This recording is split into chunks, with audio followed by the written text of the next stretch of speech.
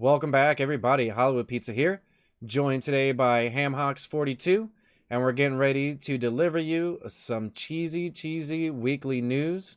We've got a few things to go over this week, from tournaments to big announcements on the ban list, and then even some big events happening on Arena itself. Hamhocks, how are you doing today? I'm doing well, man. I'm looking forward to diving into this. We got some great stuff to discuss today, and it was, like I knew when I saw the ban and restrict announcement today, I was like, "We're doing a news video today, right?" Okay, good. Like, yeah, I knew because I knew it was a big deal, and I knew Yeah, there as was a soon as lot to that talk about. happened, I was like, Yeah. probably need to do a news video. Yep. Let's do this. No, perfect. We're on the same uh, page. Yeah. But we're going to go ahead and dive right in. You can find all of Hamhawk's content in the description below. Plenty of links. Definitely check that out. You can find my content as well down below and all of our tournament information. We're going to dive right in, though. The first thing we're going to go over is the tournaments from this past weekend. So the biggest event that happened was the Croquis Streets A New Capenna tournament. It was a standard format event, 2-day event here. So our top 8 consisted of, looks like mostly Esper mid-range. We have 3 Esper mid-range decks. Jeskai Hinata, Jun mid-range, Mardu mid-range, which was second. And we also have Monomite mid-range and Izzet Control. So outside of the Esper decks, we actually have a pretty decent amount of variety, which is about where I think standard actually is. We talked about it off screen, but hmm essentially it's Esper and then a bunch of other really good decks.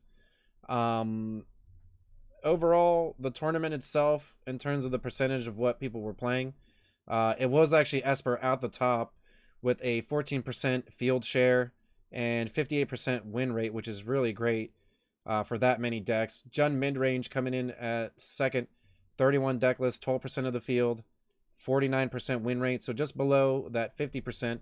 But we did end up having one of those decks get fifth place, which is a local resident gamer as well of the Pizza Box or Hamilton there. hmm The third most played deck was Naya Runes at 10%, 28 decks, 56% win rate. So Naya Runes can't keep a good deck down.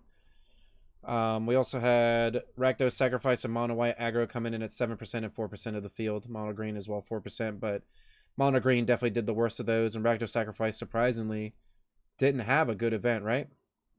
Yeah, which it is surprising because that is a very powerful deck that I don't know about you, but I've been seeing it on the ladder constantly right now. It seems to be a really hot deck, so I am surprised that it didn't have a better showing in this event. Definitely a tier 1 deck. Ob Nixilis hmm and a few other cards definitely solidified that deck in terms of a tier 1 status. But you can also say that sometimes the matchups for that deck don't go in its favor. And Esper is a deck like that where, Rakdos Sacrifice beats the other creature decks with its meat hooks.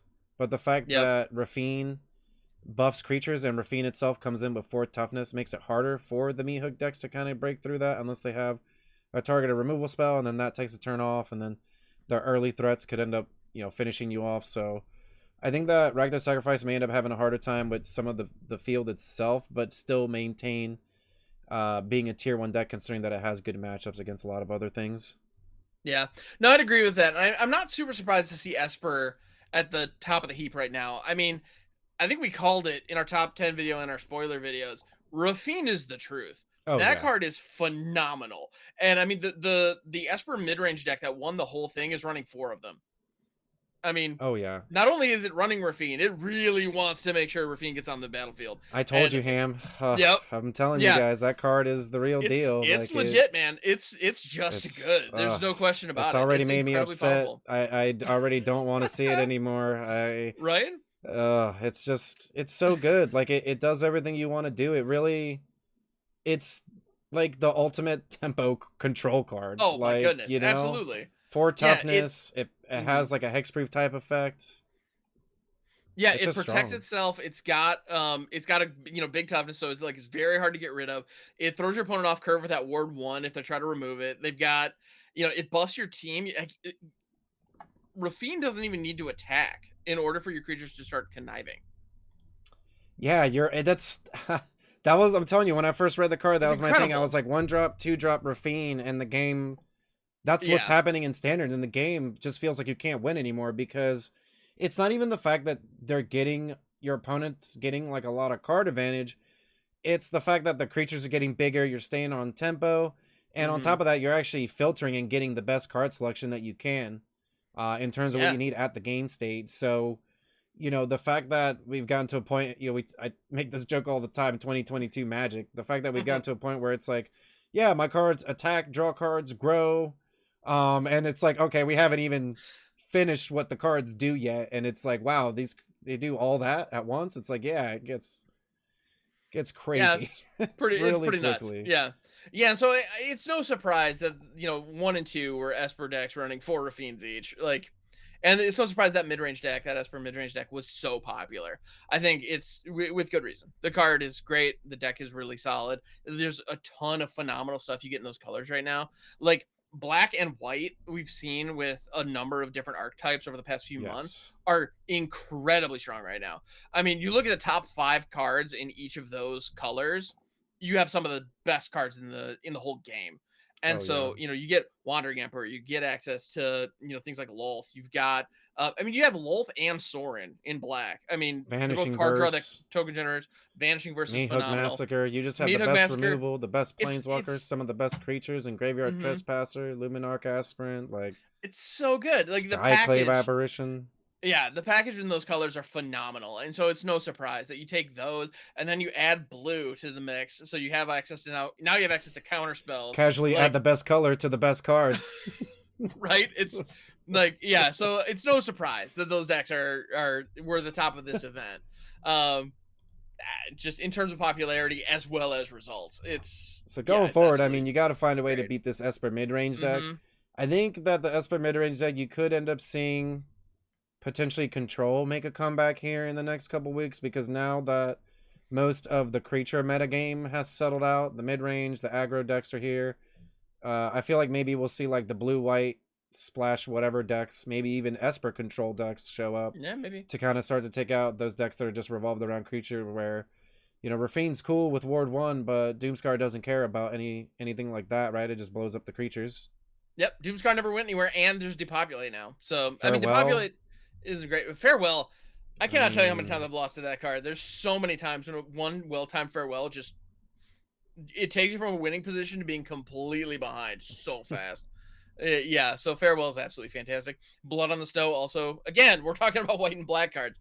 But yeah, Blood on the Snow also can deal with that pretty comfortably as well. so yeah, this tournament, a lot of Esper mid range, but still good variety of decks overall. Honestly, definitely check out the link to this and everything else that we'll talk about today in the description below.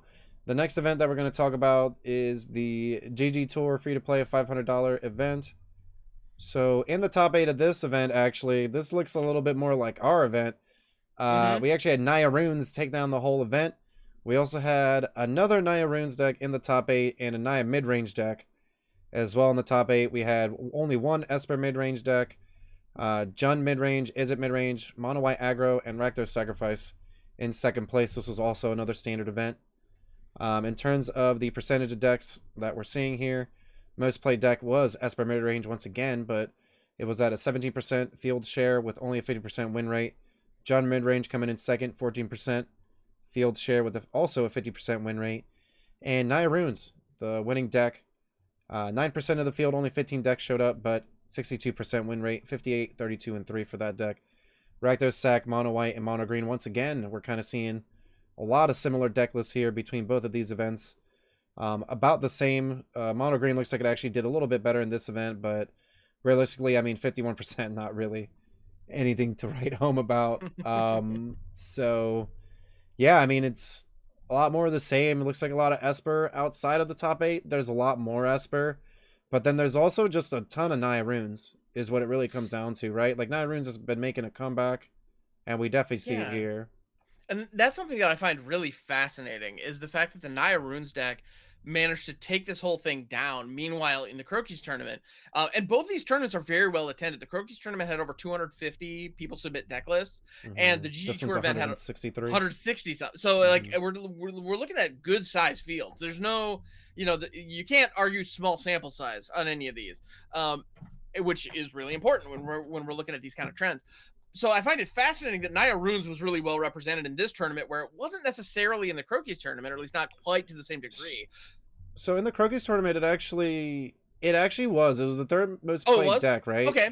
Nope, The thing about Naya Runes in the Krogus tournament, which I find interesting, is that the Naya Runes actually had a very close win rate percentage to the Esper mid-range deck, but the closest Naya deck is ninth, right? That's the highest placing deck. Yeah, that was what they So got. They they didn't even make it to the top barely 8. made Yeah. it. Yeah, but then once you look outside of the top 8, it's the same thing.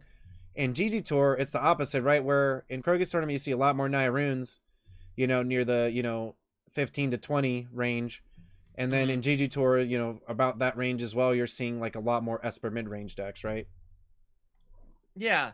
So I mean, I guess when you look at the top 8, these look like wildly different metagames. But yes, I suppose when you break down the actual popularity of the decks, it evens out a bit. And at the end of the day, the good Yeah. decks are the good decks. People will bring them. But I do find it fascinating how the top 8s shook out so drastically differently with Rakdos Sacrifice coming in at number 2. Meanwhile, in the Crokies tournament, I mean, what's the highest Rakdos Sacrifice? 11th. Yeah. It got But Naya Runes, just like Naya, same thing that happened in Naya Runes. It's yeah. like it couldn't compete with the Esper deck. The Esper deck, both of the decks that we're talking about require setup, and the Esper deck setup is just I play some creatures and I attack, right? So Right. if I'm on curve and I keep the tempo, then I'm more likely to win the game because a lot of those other decks don't interact as well. Rakdos Sacrifice has some removal, right? But it's still trying to get the card advantage game plan engine going. And Naya Runes is just like, we're getting some creatures and making them huge to the point I could just kill you in one hit. Right. So those aren't really that well equipped to be like, oh, I can't deal with a 3-mana 1/4 that has Ward 1. Or even like a Luminarch Aspirant that's just getting out of control, right? That's just pumping stuff out of meat hook range. Right. Well, and even then, you got the Esper mid-range deck has the Obscura Interceptor and things like that in it that can like shut down the showdown for a turn, which is all you need. Like things like that can go a really long way. So there's a little bit of a tempo play there. Plus, they're running things like some lists are running Duress, to be able to strip away key enchantments from the early hand. Vanishing Verse, which hits a fair number, that hits the Runeforge Champion, it hits the Generous Visitor, hits the Kami of Transients. It's the Esper mid-range list I'd say is equipped pretty nicely to deal with runes. So yeah, I'm not, but I just find it surprising that in one tournament Naya Runes was successful and in the other it was not. At least, but I mean, it feels like it got chaffed. It really does feel like in the Krokus tournament because it just had, like I said, 56% win rate is actually starting to get decent, and the fact that the winning deck and the most popular deck was only at 58%. I mean, Naya Runes was close. It's just that the people who needed to win their win-it-ins lost, right? That's just all that it comes down to, right? They just lost the last game, or they just didn't make it far enough, even though the deck's performance was just as good as it was at the GG Tour. Well, the GG Tour was a little bit better, 6% more higher win rate, but I mean, we're still looking at good results either way, over 50% win rate. Yeah, true, very true. So yeah, those are both of the big events from the weekend on MTG Melee. You're going to find a link to both of those events and just links to deck lists for MTG Melee below. That way you can just check out any additional events that happened or any deck lists that you want to check out. So overall right now for the metagame this week for Standard, we're looking at Esper mid-range, Jund mid-range, Naya Runes, Rakdos Sacrifice, Mono White at about the tier 1 range. Tier 2 range, we have Orzhov mid-range, Jeskai decks essentially, and Mardu mid-range, and then potentially Hinata and or any variety of Izzet, and then any homebrews that you want after that. That's at least for Standard. Historic, not much has changed. We have Azorius, Auras, Rakdos, Arcanist, Izzet, Phoenix, Golgari, Food, Jeskai Control, Azorius Control, Yorion decks, more food decks, and it's essentially like Lotus Field type decks. So we're not really seeing too much crazy stuff. Alchemy, the only difference is that you're seeing is Rakdos mid-range. By the way, viewers, this is results from Melee. So these are tournament results. This isn't just, a bunch of random stuff kind of compiled together. This is actually, their top metagame for what's actually giving the most results in tournaments. So, if you're wondering what decks you're probably going to see in events, these are the decks you're going to see in these formats specifically.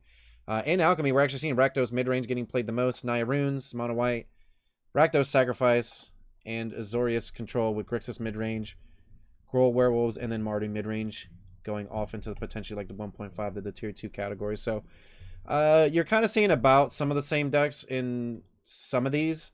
Obviously, when you get to Historic, you kind of start to see, like the food decks and is it decks of the past, the Phoenix decks, but essentially everything's kind of about normal. Like you said, that what I found really funny about the events is that one event you saw one of the decks do good, and the other events you saw the other half of the decks do good. So I feel like it's healthy, right? Like overall, right now, would you say that standard, alchemy, and historic are all pretty healthy overall? You can Yeah, still I'd say room they're for in brewing, you know, like. a, yeah, I'd say they're in a pretty good state right now because you know it, the variance, the difference in the results could easily have just come down to variance. We don't see a top 8 with 6, Rafine decks. Is as dominant as that card might be, there's plenty of other incredibly powerful stuff that other decks can do to combat it. And we're seeing that here. I think, yeah, I feel like the diversity is definitely at a good space right now. And just from my own personal experience, just anecdotally, I am more of a home brewer. I love kind of building weird different things. And I feel like I've had more space to do that in Arena in the last couple of weeks than I've had in a long time. Like those games are still interesting. I'm not just getting run over day after day just because I'm bringing jank to the ladder. Don't get me wrong, my win rate could be better, but I'm just because We I am need a still going fight up rigging against top deck, tier members. Hammer. I mean We that need a fight fight actually rigging deck in the top 8 to get I people like I do have a excited, right? Jun fight rigging deck, which is legit. That's super fun. I'm not gonna lie. We also have Soul Um, Tie on this channel as well. it's We true. Yeah. definitely got a lot of variety, and I like it's a testament to how healthy standard specifically is, right? Like, hmm not to go off another couple minutes here, but we went through a lot of bannings and all this other stuff, but hmm it looks like everything's kind of in its right place finally. Yeah, I'd agree with that. I think things have shaken out nicely, and I'm enjoying playing in the format right now, which is not something I could have said. Uh, Hmm. you know, at every Last point year. in the last year. Yeah, exactly. Yeah. So that wraps up our metagame, essentially like analysis or overview of what's going on in terms of tournament magic, specifically mtgmelee.com. Check all that out. We're going to go ahead and jump into the actual huge topic from today. And that is some bannings in the Explorer format. This format just went on to Arena. And we have a banning of Winota, Joiner of Forces, and Tybalt's Trickery. So to go over essentially what the logic behind the bannings are. So first off, we have Winota. Winota, Joiner of Forces, is a known powerhouse, allowing aggressive decks to quickly present overwhelming boards against unprepared opponents. Although decks centered around Winota currently coexist alongside other viable archetypes within the full Pioneer format, she has proven to be just as effective when working within the confines of Explorer's smaller card pool. Decks built around her are showing both an extreme amount of play and high win rates across Explorer game modes, and the card has quickly dominated the format. As a result, it's banned. As this is our first Explorer ban since the format's launch, we want to reaffirm our intention that the cards banned specifically in this format will become playable again, as we realign the ban list to match Pioneer. One of Explorer's primary goals is fidelity to the Pioneer experience, so we intend to maintain this ban for only as long as it proves necessary. When additional cards are introduced to the format, they will naturally change Winota's relative standing. As such, we currently plan to unban Winota and re-evaluate her position shortly after the release of Dominaria United this fall. So what do you think, Yeah, Cam? I think it's an interesting one. And I have a lot of thoughts on this. I think I'm very glad that they added the phrase about how the goal of Explorer is to maintain the fidelity of the Pioneer experience. Like, I'm glad that they acknowledge that. Like, yes, us banning a card in Explorer that is not banned in Pioneer does kind of go against what we're trying to do here. They acknowledge that, and they did say, like, as we realign things, we're gonna get this back in order, and I appreciate that. Um, I would be surprised if we get to a point where on Arena Winota is not a problem, even if in full Pioneer. That's kind of my feeling on it. I Yeah. don't personally play Pioneer on Moto, so I can't speak to how Winota plays in that environment right now, because it may be at a very healthy place. However, I think Winota is very, very powerful, and it can end a game quickly. And because it can end a game quickly, uh, it is going to be something that arena players naturally gravitate towards because the arena incentive structure is designed to encourage you to win games quickly. Win games now. Or or lose games quickly so you can move on to the next game that you might win. Yep. You know, it's all about ending the game quickly, which is, I mean, Winota is one that I think is part of, like, I think that is part of the reason that they're seeing problematic popularity with Winota in Explorer right now. But to be honest, I think that's even more relevant in the other card that we're going to be talking about here. That is Tybalt's Trickery. I think that one just takes it to the extreme. Yeah, but so yeah, Tybalt's Trickery, Explorer has once again given Tybalt's Trickery access to the cost-effective enablers and powerful payoffs required to threaten a very early combo kill, even without throws of chaos to provide a backbone of consistency. These decks still aim to finish the game as quickly as possible, win or lose, without any opportunity for meaningful interactions from the opposing player. This creates an extremely negative experience. As a result, it's banned. Since Tybalt is currently not a mainstay Pioneer play, this ban will not be reevaluated as aggressively as Winota's. Players can expect to follow by the time the format switch over, or if Trigger becomes a relevant pillar of the Pioneer metagame, whichever comes first. So essentially, they're banning it now, probably because there's a lot of upsetness over the card. Yeah, but there's a lot of memeing in the best one queue with it. Yeah, the fact that it's not even like a real thing Mm-hmm. leads them to kind of not care as much, and essentially they could just literally just be like, let's just unban it to see if it's a problem again, and then just ban it. It's kind of like a Golgari Grave Troll type situation where it's like, probably shouldn't unban this. Let's try it. All right, let's ban it again. Yeah, let's try it. Whoa, no, pull back. Yeah, that is how Winota feels too. Like, yeah, I mean, I like, it's crazy. You can interact with it, but at the same time, like, what I think about all this is, when I think about Pioneer, I was a Modern player for a very long time, since like Modern had started, and Modern's like a turn 2 format, right? Like, Modern isn't just, we're gonna play fair cards and have a good time, right? Your fair cards have to like kind of end the game pretty quickly. So what do we want Explorer / Pioneer to be? How fast do we want the format? Do we want it to be a turn 4 format? Because that's what Winota says. Tybalt's Trickery says it's a turn 2 format, right?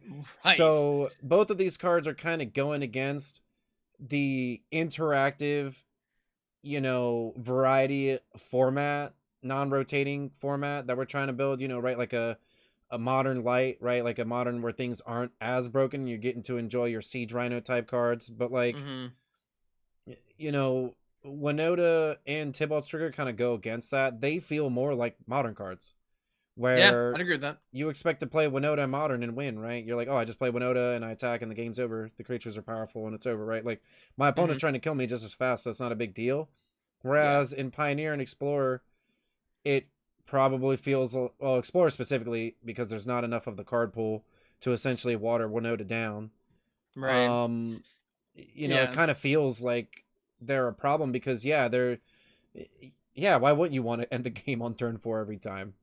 Sure. Who doesn't, right? Like, who doesn't want to just storm off and give some given combo their player, right? Like, 100%. Yeah, no, it's right there. It just asks to be exploited like that. And when you have cards like Blade Historian and Agent of Treachery, and even like Angrath's Marauders, I don't even know if that's being used in the current Winota deck, but it's like, these are all cards that, like, they're all humans that have a phenomenal effect that can completely devastate your opponent. And they come into play with Indestructible for some reason. And they enter attacking. It's like, what? It's just so good. So if you hit a Blade Historian, all of a sudden all of your attacking creatures now have double strike, and these ones are like indestructible. Like, Winota's a powerhouse. It is. They were very accurate in calling her that. Winota's just nuts. Like, that set, Ikoria just messed up. Ikoria had a lot of pretty messed up stuff in it, for sure. Man. Yeah, there's no question. Yeah.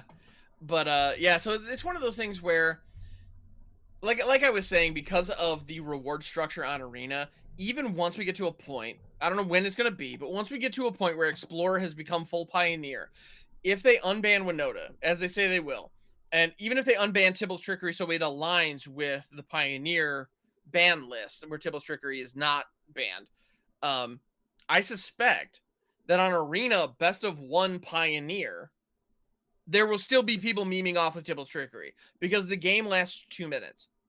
Like, whether you won or lost the moment that thing resolves. There's no question, and it's like, it's like, okay, if I hit another Tibble's Trickery, I scoop up, move on to the next Do game. they have a counterspell or not?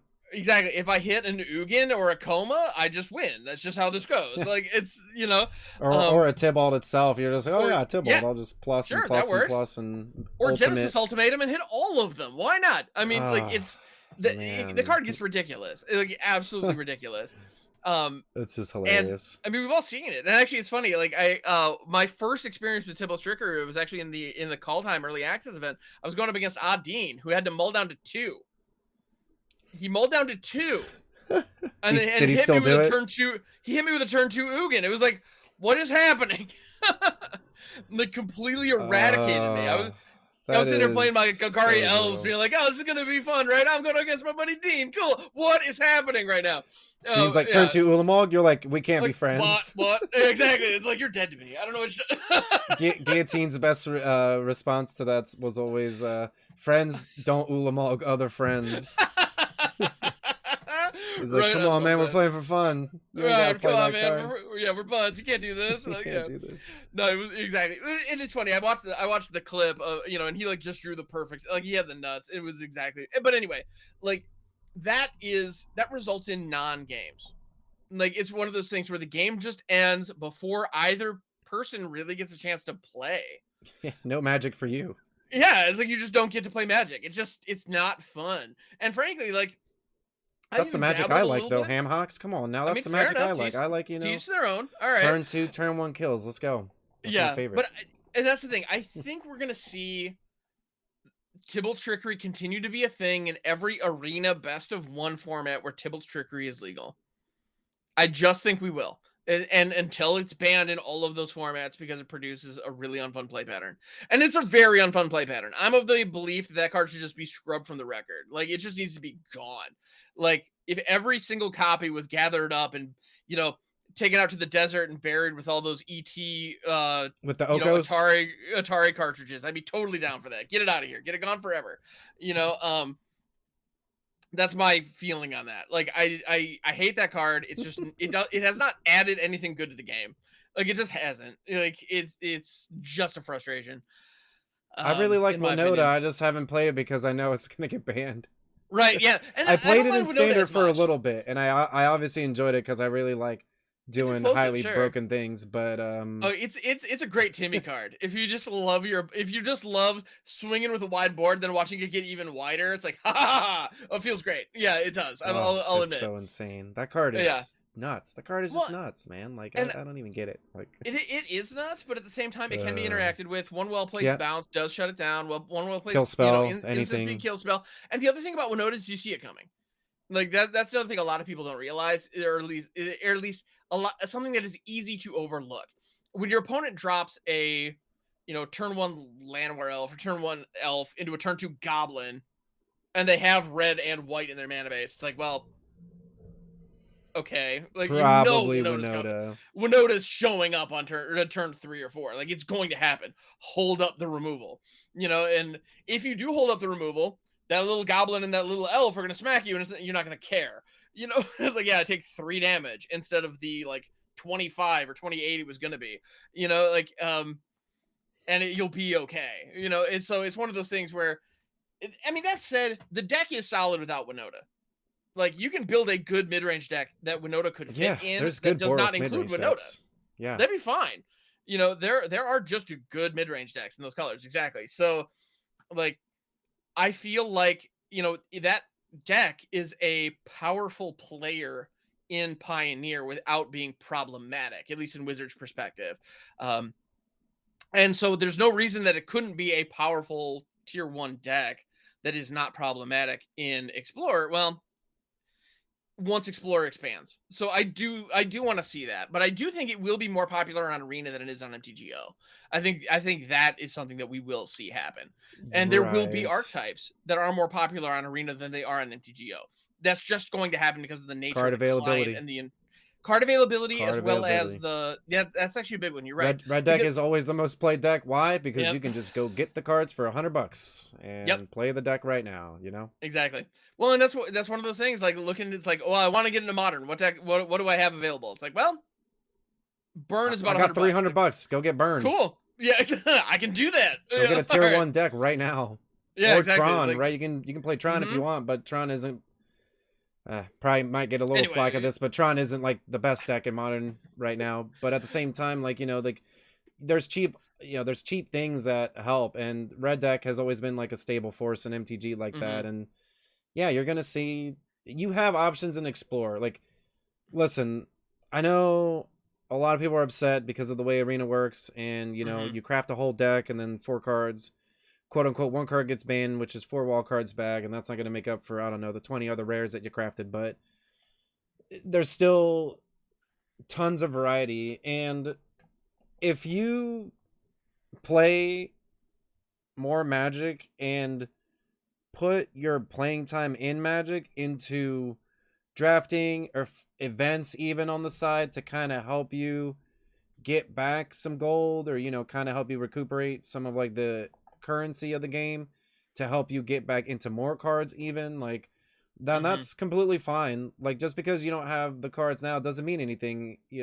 Playing Magic is playing Magic, and if you can get some enjoyment out of playing Magic in general, then grind some games, and then you'll have all the stuff that you need. And that the main reason that I'm saying that is because it helps when situations like this happen. Listen, I get it, it hurts. Like, even as content creators like us, we don't have I don't have access to all the cards. That's not how my life works all the time. But it hurts. A deck we craft, we make a video for, and then other people craft, and then now that deck gets banned, and then everything kind of just feels bad, right? And the ways to get around that is by making sure that you've built your collection up a bit more, so that way you didn't just spend all your wild cards into just one deck, right? Yeah. The part 2 of this is also the fact that if a deck is broken, it's probably gonna get banned. So yeah, are free wins for 2 weeks worth you losing all of your wall cards? Probably not. Probably not. So no. Maybe let's go into decks that we know will stand a lot longer, and maybe something that you actually enjoy playing more than just, I play some cards, I play Winota, I attack, and I did the thing. Like, you know what I mean? Like, that's cool, and that is, like Ham says, that is kind of what Arena incentivizes a little bit, because you want to win. But if you yourself are trying to have fun and trying to enjoy it, then just go enjoy the game. There's nothing wrong with just building some other decks and doing other things. Just because you're not winning 70% of the time doesn't mean anything, right? But you also have to go into it as someone who used to get their cards banned all the time, because I played Modern and I always played the most broken thing, or I'd always say, I need to play what's going to get banned. That's what I would always say. It's crazy. But as someone that used to deal with that all the time, I mean, I just had other decks to play. If I took the hit, then okay, then I can maybe use the mana base from this deck into another deck, and then we can put some other cards in here, move it around. Arena's kind of like that, where if you have all the lands, well, then you can kind of play any deck you want. You're not really too worried about deck A getting banned, because deck B and C are your backup, and they're playing some of the same cards anyways. And that comes down to, like, how you craft your cards to begin with, because when it comes down to crafting cards, not to go off on like some tangent, but when you're crafting cards, you want to make sure that you're crafting cards that are good in different decks. You don't want to just build an elves deck unless you actually have the wall cards to craft these 35 rare elves, right? That literally don't go in any other deck outside of like Land of War Elf. You want to be crafting like your mana bases. You want to be crafting, like, I don't know. A good example is the Paulo Vitor Dama de Rosa. I can't remember the name of this card all the time. Elite Spellbinder. Elite Spellbinder is a great example, where it's like, well, I mean, yeah, you could build White Weenie because it's an easier deck for you to craft on Arena, but at the same time, Elite Spellbinder goes in the Orzhov mid-range decks.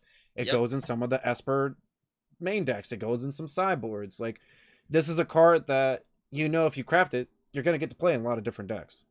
So these are all a lot of different ways to kind of circumvent bannings. Obviously, like I said, I'm not trying to tell you how to play Magic as someone like that used to get the cards banned, that understands, sometimes we don't have all the wild cards to craft our next alchemy deck, but there's ways to get around it. And I think that definitely could help you deal with a loss like this, because I have seen a lot of like Twitter posts. It's upsetting. It makes me upset. Like, I get really sad because I just feel bad. I'm like, no, I get it. Like, you spent like 20 rares, 15 mythics, you built the deck, and then now you're just out of all cards because just to get those wild cards it costs like $100 or something, and you don't have an extra $100. I get it, like, but you just playing Magic and finding other ways to accrue the in-game currency, even though we all know, quote unquote, it's not the best, whatever you want to call it, but there are opportunities on Arena to build your collection without spending money on it, right?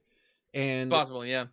This all leads into the fact that when these bannings happen, essentially you'll have something to kind of lean onto rather than just sit there and be like, oh, I don't have anything left, because I've been in that situation and it sucks. But as I've, been playing Magic for a lot longer time, like, I've learned to have other things at the ready when these situations occur. Or I just don't even buy into the deck. Like, I wasn't going to buy into Winota. It was like, well, I don't play enough Explorer. If I craft a deck, it's going to get banned. So, I mean, why am I gonna craft it if it's just, you kind of see what I'm saying? It's like, well, sure. Like I said, I don't value the free wins. I don't care about the free wins. We can win some other time with some other deck once you've built your skills up high enough. Like, it's all built into Arena. This is why I like Arena so much. Like, it's all right there. You just have to play Magic, like, yeah.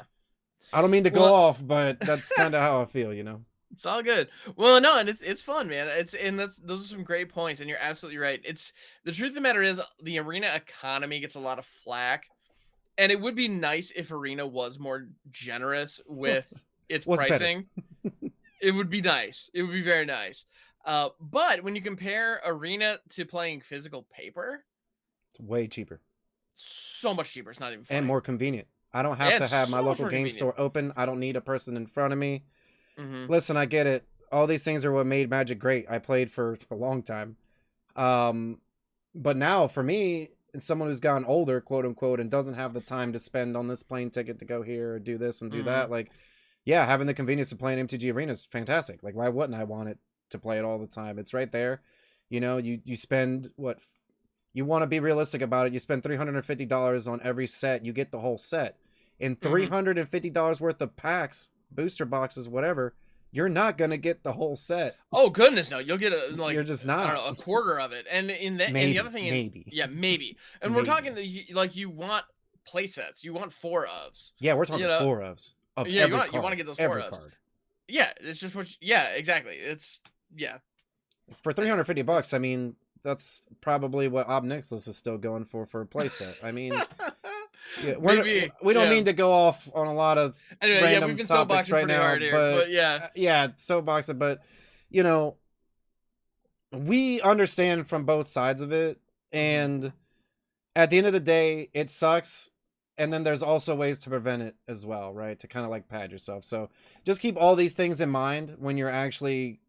For those of you who've gotten hit, obviously when this stuff hits, it hits pretty hard because you're like, wow, I'm never doing this again. Oh, absolutely. And yeah, we're sorry. Like, it sucks. There's no but at least, it gives you like a realization, as it did for me in real life plenty of times. Like, I mean, I had, not to go off again, but I had like a testing team. I had like 3 of every single of the best standard deck at one point. And then Smuggler's Copter, Reflector Mage, and Emrakul get banned. And then guess what? All 12 of my built decks are literally nothing now. So Ouch. I've taken the hits before, and it's something you got to deal with, It's just something you got to deal with, and you just got to move on. And I love the game for the game, and just play it, have fun with it. Don't, even though Arena really incentivizes winning, there's ways to have fun and win. Absolutely, especially in formats right now.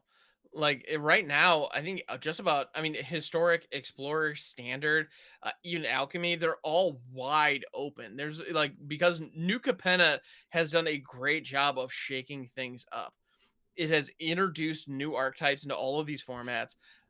It's introducing playable cards into every format without necessarily being broken and overpowered. It's really phenomenal. Like, so there's a lot of great stuff going on right now, and there's room for experimentation. I mean... Yeah, you can do just about anything right now, which is... I feel like really most of the time on Arena, you really have been able to do anything. Arena's metagame isn't... You really can have access to the cards a lot easier on Arena. Like, in real life, like, most of the time when you want to go play the best deck, you can't buy it. It's like the most expensive deck, right? In that format. So... Sure.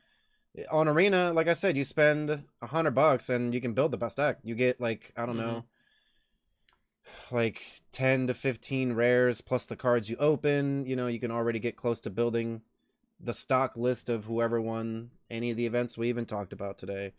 Like, you know, it's not, yeah, it hurts, but it's not as bad as it is. And, you know, not to reiterate the fact, but there's ways to kind of help mitigate whenever these things happen.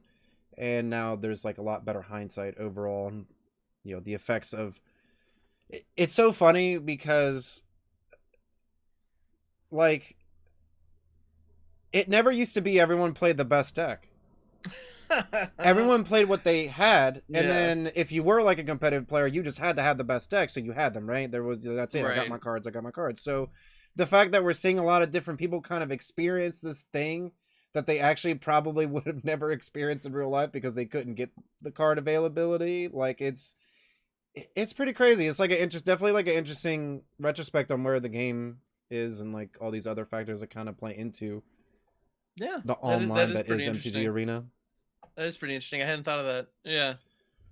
But yeah, we kind of went off a bit about the bannings and MTG Arena. Those are the bannings, yes. Essentially, are we, like, our overall, are we happy? We're kind of like, we don't really have, like, an opinion on whether or not we're happy or sad about the bannings because neither one of us has honestly played enough Explorer to have a real opinion on it. I haven't even played Winota that much ever. Really. So I didn't really play much Winota either. I've dabbled in Explorer a little bit. I've had a couple brews. To be honest, like a lot of the time right now when I'm brewing a deck and I'm thinking, oh, this might be decent in Historic, unless there are alchemy cards or jumpstart cards in it, I've been kind of converting them into Explorer just because it's kind of the new format. So I was like, well, can this brew work in Explorer? Let's try it. You know, that's kind of the thought.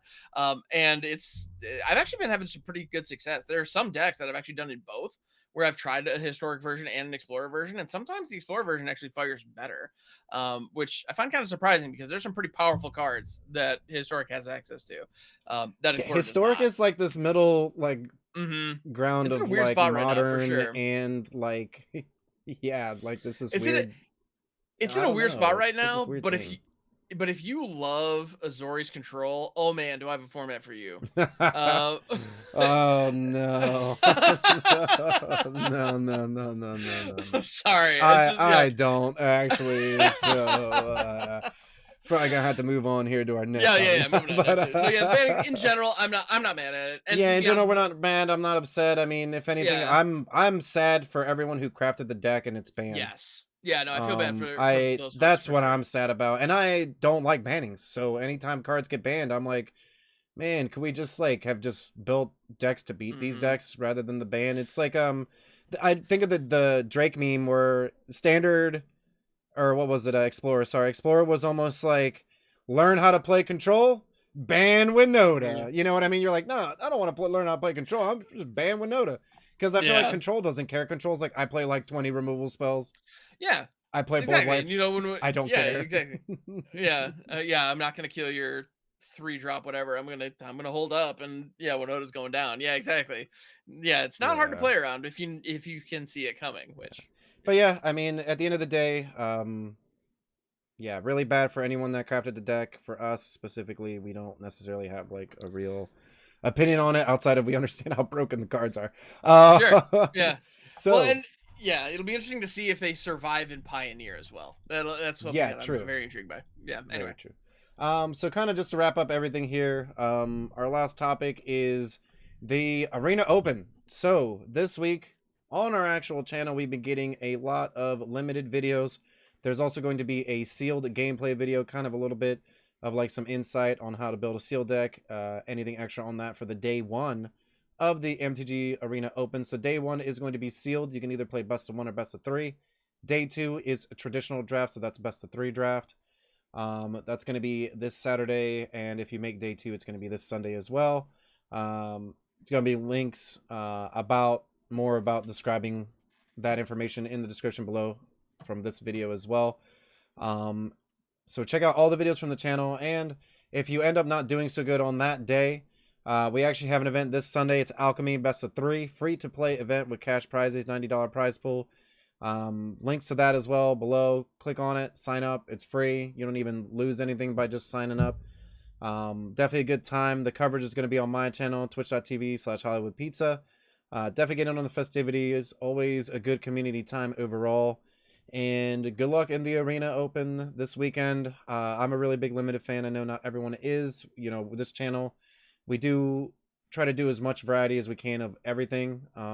Even though we're obviously like a tournament-based type. But at the end of the day, you know, MTG Arena has different formats for the opens now. So we're giving you content and information on how to get better on even some things that we talked about earlier about jumping into some drafts and just building your collection. So if you want to learn about all these things, definitely check out the videos on the channel. If you like tournaments, click on those links. They're free.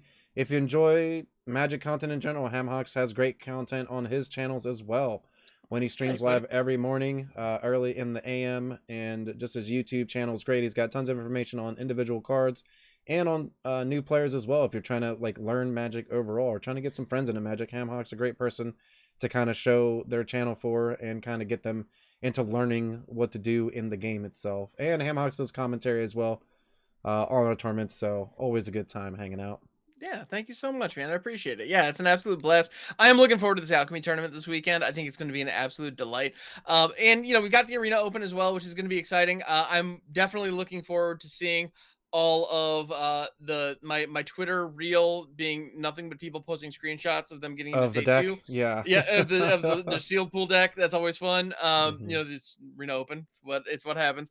When you're following like exclusively Magic content creators, like, well, they're gonna make content about the Magic that they're playing. It's just part of the deal. But so anyway, so yeah, the arena open this weekend. I'm excited for it.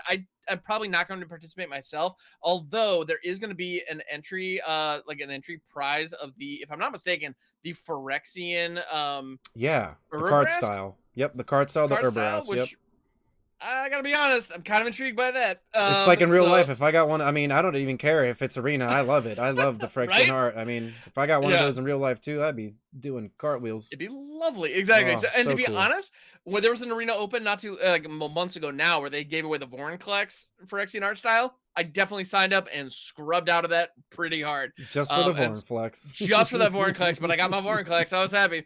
And I might do the same just for the Urabrask, but that's like, I'm not much of a sealed player, and I haven't actually prepped at all for new Capenna whatsoever. So who knows what would happen?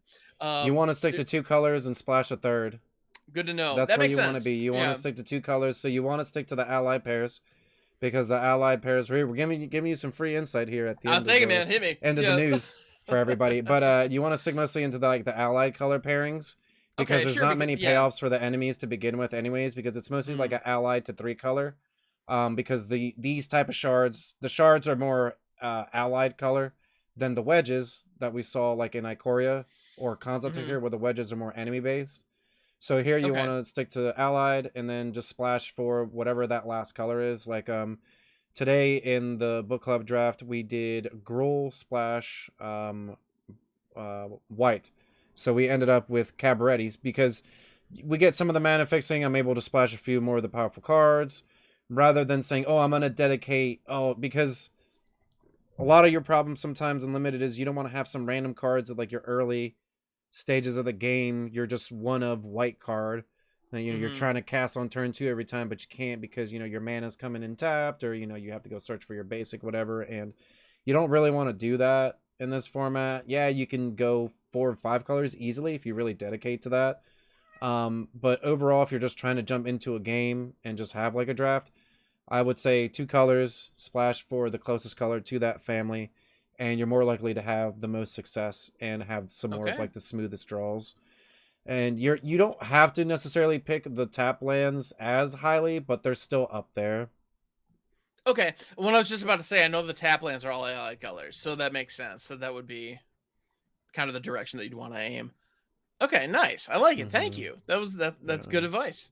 I can't really tell you right now what the best colors are because I've only done like 4 drafts, so I don't know what the best color combination per to 4 is.